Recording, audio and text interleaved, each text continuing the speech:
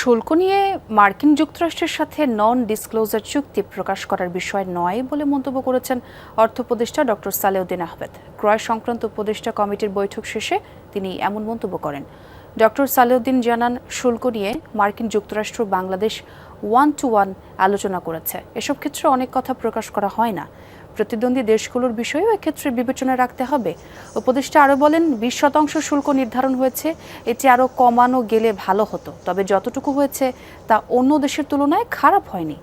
এ নিয়ে আরও আলোচনার সুযোগ আছে কিনা তা জানতে চাইলে সালেউদ্দিন আহমেদ বলেন, এখনও শুল্ক নিয়ে আনুষ্ঠানিক কোনো চুক্তি হয়নি। চুক্তির পর জানা যাবে কোন কোন ক্ষেত্রে শুল্ক কমানো হবে। এরপর আবারও আলোচনার বিষয়টি আসবে।